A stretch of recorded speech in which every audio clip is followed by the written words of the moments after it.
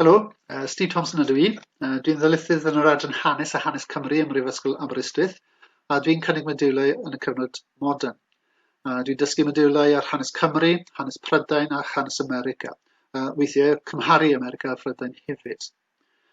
Be dwi eisiau gwneud yn y ddarlith heddi ydy rhoi rhyw fath o syniad o un o'r pynciau dwi'n cynnwys ar un o'r fodiwlau dwi wedi dysgu yn ystod y blynyddoedd diwethaf. Mae'r model yn canolbwyntio ar hanes menywod ym Mrydain ers dechrau'r 4eg ganrif ar 15, ac wrth gwrs fel rhan o hynny, mae'n cynnwys rhyw faint o ystyriaeth o'r mudiad dros y bleidlais, oedd wedi digwydd rhwng y 1960au a'r 1920au. Ac wrth gwrs fel rhan o'r stori yna, mae Milwriaethusrwydd y Swffragetiaid yn ystod y cyfnod Edwardaeth, jyst cyn yr Olympic cyntaf, yn holl bwysig wrth gwrs. Felly, yn y ddarlith, dwi eisiau ystyried yn union beth oedd a beth yw ystyr milwriaethusrwydd yn y cyfnod ei hun ac yn y ffordd mae haneswyr wedi delio gyda'r mudiad ers ni. Yn ail, dwi eisiau ystyried sut cafodd milwriaethusrwydd ei portreadu, unwaith eto ar pryd yn ystod y cyfnod Edwardaidd, ac felly y ffordd roedd pobl falle yn deall y syniad hefyd, ond i ryw raddau hefyd yn y ffordd mae haneswyr wedi delio gyda'r mater ers ni hefyd. Yn ola wedyn, dwi jyst eisiau gofyn y cwestiwn i ba raddau roedd milwriaethusrwydd y Swffragetiaid yn niweidiol i'r ymgyrch dros y bleidlais ar y pryd. Felly, beth yn union ydy ystyr milwriaethusrwydd? Wel, wrth gwrs, roedd nifer o dactegau wedi cael eu defnyddio gan y Swffragetiaid yn ystod yr oes Edwardaidd ac wedi cael sylw gan haneswyr ers ni. Falle un o'r dylliau mwy cyffredin oedd heclo, oedd yn syml iawn, falle bydda aelod seneddol, yn aml iawn, aelod seneddol ryddfrydol, oedd rhan o'r llywodraeth ar y pryd, yn sefyll fyny mewn cyfarfod cyhoeddus, yn gwneud araith, a bydd y Swffragetiaid yn codi hefyd ac yn heclo mwyn rwystro'r araith. So rhywbeth cyffredin iawn, a rhywbeth yn cael ei defnyddio yn aml iawn gan Swffragetiaid. Ond yn ogystal, dyn ni'n gwybod sydd oedd Emily Davison er enghraifft wedi protestio, wedi gwneud ymdrech i rwystro'r ceffyl y brenin mewn ras enwog yn ystod y cyfnod yna ac wedi marw oherwydd ei hymdrechion hi. Dyn ni'n gwybod tipyn bach yn hwyrach wedyn, wel yn yr un cyfnod diwedd yr oes Edwardaidd, rhyw ymgyrch torri ffenestri yn enwedig yn Llundain mewn protest. Yn yr un adeg, tanio adeiladau gwag, gwneud lot o newid wrth gwrs. 1911, y cyfrifiad, roedd y Swffragetiaid wedi penderfynu boicotio'r cyfrifiad, a fel ydych chi'n gweld yno, peidio rhoi ei manylion personol lawr yn y cyfrifiad, ond yn lle gwneud rhyw fath o ddatganiad gwleidyddol. Ac falle bod chi wedi clywed hefyd am y streiciau newyn roedd Swffragetiaid yn dilyn pan roedd yn y cachar yn ystod y cyfnod yna. Yn aml iawn, dwi'n gofyn am myfyrwyr pa rai o'r reini ydy'r dylliau mwyaf milwriaethus. Rai pobl yn dweud falle tanio adeiladau er enghraifft, yn rhywbeth dramatig iawn ac yn milwriaethus bendant. Wedi achosi lot o newid wrth gwrs, yn werth lot o arian. Ond mae lot o bobl yn dod i'r casgliad bod y streiciau newyn yn fwy milwriaethus nag yn rhywbeth arall yn ystod y cyfnod yna. Achos trwy'r trais roedd y menywod yn profocio, ac yn gwybod ei bod nhw'n mynd i brofocio, roedd yn dangos pa mor dreisgar oedd y wladwriaeth a'r llywodraeth,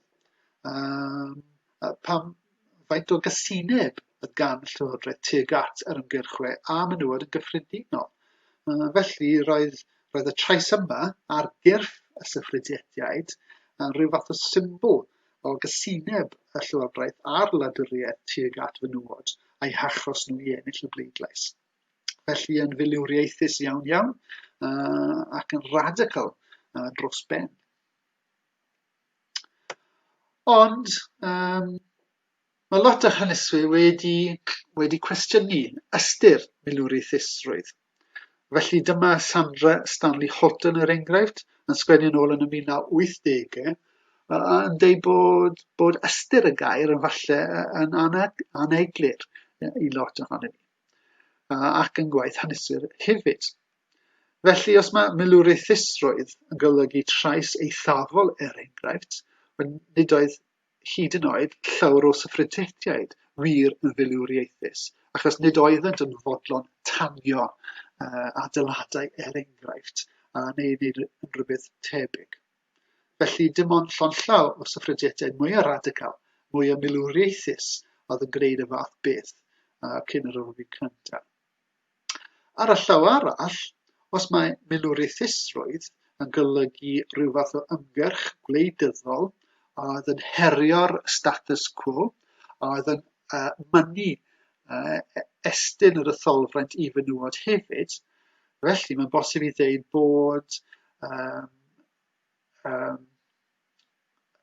y suffragists, yr ymgyrchwyr cyfansoddiadol enghraifft, mor milwriaethus a'r syffragetiaid hefyd. Achos roedd unrhyw ymgyrch gwleidyddol gan fenywod yn ystod y cyfnod a oedd yn anelu at newid gwleidyddiaeth Prydain yn filwriaethus. Felly mae hynny yn bersbectif eitha diddorol, mae'n rhywbeth i ystyried, ac os dyn ni yn ystyried falle bod yr National Union of Women's Suffrage Societies, hynny yw yr adain cyfansoddiadol yn yr ymgyrch dros y bleidlais, hefyd yn filwriaethus. Achos erbyn yr oesedwodaidd yn enwedig diwedd y ddegawd cyntaf o'r ganrif, roedd canghennau wedi cael eu sefydlu reit ar draws Prydain, oedd yn cynnwys cannoedd a miloedd o aelodau ym mhob un, yn cynnal gorymdeithiau, cyfarfodydd cyhoeddus, protestiadau cyhoeddus, allan yr ystydoedd, mewn ffordd gwleidyddol iawn wrth gwrs. A dyna fe'n rhywbeth pwysig gyda fe, achos nid oedd y sfer gyhoeddus yn addas i fenywod yn ôl syniadau'r cyfnod. Felly roedd hyn yn heriol iawn, falle bod yn filwriaethus hefyd. Ac wrth gwrs, yn cynhyrchu lot o propaganda, lot o ddeunydd ymgyrchu hefyd, fel papurau newydd a chylchgronau, fel pamffledi, llythyron i'r papurau newydd, deisebau yn cael eu cyflwyno i aelodau seneddol a'r llywodraeth hefyd. Felly, oherwydd yr holl weithgraddau gwleidyddol hyn, falle bod modd ystyried y suffragists, yr adain cyfansoddiadol yn filwriaethus hefyd. Beth am podriadu milwriaethusrwydd yn y cyfnod na? Wel, fel ydych chi'n gweld fan hyn, roedd y mudiad yn erbyn y bleidlais i fenywod yn cynhyrchu cerdiau post fel hyn, a oedd yn anelu at anseilio'r mudiad dros y bleidlais. Felly, fel ydych chi'n gweld o'r delweddau, roedd y mudiad yn erbyn roi'r bleidlais i fenywod yn trio awgrymu bod y syffragetiaid a mewn gwirionedd yn rhywun oedd yn rhan o'r ymgyrch falle, a tanseilio'r berthynas rhwng y rhywiau, a mynd yn erbyn syniadau ynglyn â rolau addas menywod yn gymdeithas ar y pryd. Felly bydde'r syffragetiaid enghraifft trwy ei ymgyrchoedd cyhoeddus, gwleidyddol, milwriaethus, yn esgeuluso ei dyletswyddau domestig fel mamau, fel gwragedd yn y tŷ. Hefyd, os ydych chi'n gweld yr un yn y canol ar y gwaelod, mae yna rhyw fath o syniad bod ffeminyddion ar y pryd, y syffragetiaid yn enwedig, falle cysau dynion, a bod rhywbeth bod gyda nhw, bod nhw ddim cweit yn ddigon benywaidd, a bod angen iddyn nhw cofio eu rolau nhw a trio bihafio yn fwy fel menywod ar y pryd. Mae'r cerdiau post hyn a deunydd tebyg, wrth gwrs yn trio yn gwneud ymdrech i danseilio'r mudiad ac i godi gwrthwynebiad i'r mudiad yn ystod y cyfnod. Ond hefyd, falle ei bod nhw'n creu rhyw fath o syniad o syffragetiaid y meddyliau'r cyhoedd ar y pryd hefyd. Mae'n bodriadau, wrth gwrs, ond hefyd falle bod e'n cael effaith ar y ffordd roedd pobl yn deall y pethau hyn hefyd. Ar y llaw arall, roedd y suffragetiaid eu hunain yn portreadu eu hunain a'i hymgyrch mewn ffordd hollol wahanol, fel byddwch chi'n disgwyl. Felly dyma cloriau, cyhoeddiadau gan y suffragetiaid, a mae'n rhoi rhyw argraff hollol wahanol.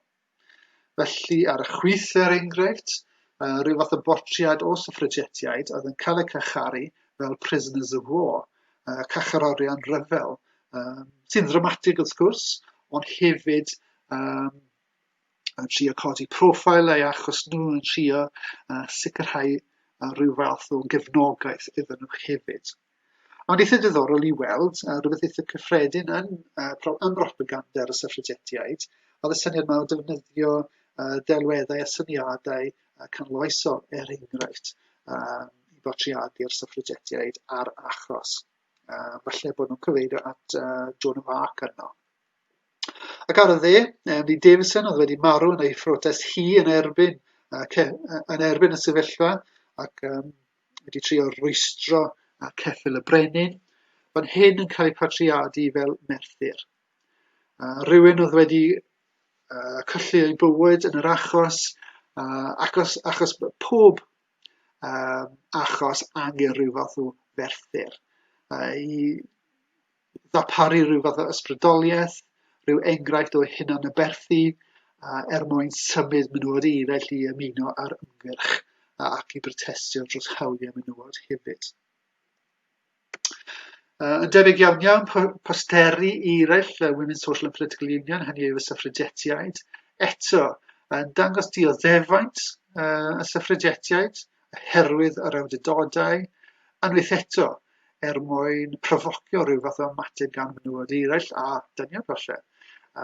Mwyn gwylltio menywod eraill, i beswadio nhw i ymuno ar ymgyrch ac i ymgyrchu dros y bleidlais eu hunain. A dwi'n siŵr bod propaganda fel hyn, posteri fel hyn yn effeithiol iawn. Ond unwaith eto, maen nhw bortreadau o suffragetiaid a'i milwriaethusrwydd, ac mae'n dylanwaddu ar y ffordd roedd pobl yn deall milwriaethusrwydd yn y cyfnod hefyd. Felly'n bwysig i ni fel haneswyr i ystyried delweddau fel hyn, a wedyn trio rhoi cyfrif am ei effaith ar bobl oedd wedi gweld nhw yn y cyfnod. Heblaw o'r cyfnod ei hun, mae'n bosib i weld sut mae haneswyr wedi deall milwriaethusrwydd a wedi gweld mewn ffydd hollol wahanol. Felly dyma George Dangerfield, mewn llyfr hanes Lloegr enwog iawn, wedi cyhoeddi yn ôl yn y cyfnod rhwng y rhyfeloedd, oedd wedi portreadu'r Pankhursts, Lee Davison a'r suffragetiaid mewn ffordd anffurfiol dros ben. Fel ydych chi'n gweld yn trio awgrymu bod suffragetiaid yn dioddef rhyw fath o wallgofrwydd, a bod nhw'n hysterical, yn cael sterics, a dyna oedd achos ei ymddygiad nhw. Fel dwi'n dweud felly, rhyw ffordd eitha pwerus o bortreadu milwriaethusrwydd sydd wedi cael effaith. Mae'n bosib i ddod o hyd haneswyr eraill yn ysgrifennu yn y 1970 er enghraifft, haneswyr gwrwaidd fel mae'n digwydd, unwaith eto yn portreadu'r suffragetiaid fel hyn, fel pobl hollol wallgof, heb reswm, llawer emosiynol, ddim yn gallu reoli eu hunain ac yn byhafio mewn ffordd addas. Ond wrth gwrs, mae haneswyr eraill wedi gweld y pethau hyn mewn ffordd hollol wahanol. Haneswyr ffeministaidd enghraifft wedi rhoi argraff hollol wahanol o'r suffragetiaid a milwriaethusrwydd. Felly dyma Susan Kingsley Kent enghraifft, hanesydd arbennig o dalentog, yn sgwennu am y Women's Social and Political Union yn y cyfnod na, a yn sgwennu amdano fe mewn ffordd positif, fel byddwch chi'n gweld falle, ond hefyd yn dangos pa mor bwerus oedd y milwriaethusrwydd a pa mor bwysig oedd e. Oedd berswadio menywod eraill i ymaelodi ar cyrff ymgyrchu a gyrru'r ymgyrch ymlaen. Felly, unwaith eto, mae nhw rhyw fath o wahaniaeth yn y ffordd roedd milwriaethusrwydd yn cael ei portreadu, yn cael ei deall gan haneswyr yn debyg iawn i'r sefyllfa yn ystod yr oes edwodaeth hefyd. Mae hynny wedi codi'r mater yn y cyfnod ei hun a wedyn yn gwaith haneswyr ers ni o i ba raddau oedd milwriaethusrwydd y Swffragetiaid yn niweidiol i'r ymgyrch dros y bleidlais. Mae'n bosib i weld trwy gartwnau fel hyn bod pobl ar y pryd falle yn awgrymu bod milwriaethusrwydd yn niweidiol i'r achos roedd yn codi gwrthwynebiad i'r ymgyrch gan ddynion yn arbennig a oedd mor grac gyda'r dylliau milwriaethus. So mae hynny wedi dod trwodd ar y pryd ac wedyn yn gwaith haneswyr hefyd. Yn aml iawn, fel dwi'n deud, gwaith haneswyr gwrwaidd. Ond eto mae, fel da ni wedi gweld efo Susan Kingsley Kent a Sandra Stanley Houghton, mae'n bosib i ddeud bod rai haneswyr, yn enwedig haneswyr ffeministaidd, wedi bod llawer mwy positif am ddylanwad milwriaethusrwydd a wedi awgrymu bod wedi helpu cadw'r mater ar yr agenda newyddion ar agenda gwleidyddol, wedi cael effaith positif iawn, weld menywod yn ymaelodi, ymuno ar ymgyrch yn ymaelodi gyda'r cyrff ymgyrchu, ac wedi creu rhyw fath o ymwybyddiaeth ffeminydd a ffeministaidd hefyd ar y pryd, ac felly yn rhywbeth pwysig iawn. Falle mae lan i chi beth ydych chi'n meddwl. Falle dylech chi astudio'r fynonellau greiddiol a wedyn darllen gwaith eilaidd haneswyr a dod i ryw fath o gasgliad ar y cwestiwn yma am i ba raddau roedd milwriaethusrwydd yn niweidiol i'r ymgyrch. Falle bod gyfle ydych chi'n gwneud ni os ydych chi'n dod i'r adran a wedyn astudio hanes ar y diwlau hyn. Beth bynnag y casgliad, mae'n amlwg gyda fe, fel dwi'n siŵr ydych chi'n gwybod bod y bleidlais wedi dod yn 1918 yn rhannol a wedyn yn llwyr wedyn 1928. O 1928 ymlaen, roedd menywod i gyd yn cael y bleidlais ar yr un termau a dynion, ac felly o'r diwedd wedi cael y bleidlais. I ba raddau mae milwriaethusrwydd yn cyfrannu at hyn yn gwestiwn da, unwaith eto, falle bod angen i chi dod i'ch casgliadau eich hunain wrth ateb y cwestiwn. Wel, gobeithio bod y ddarlith wedi bod yn ddefnyddiol mwyn rhoi syniad i chi a fath o beth ydyn ni'n wneud yn yr adran a sut ydyn ni'n dysgu'r pynciau dan sylw a gobeithio wedi rhoi argraff da o'r materion ydyn ni'n astudio a sut ydyn ni'n gwneud ni. Hwyl am y tro.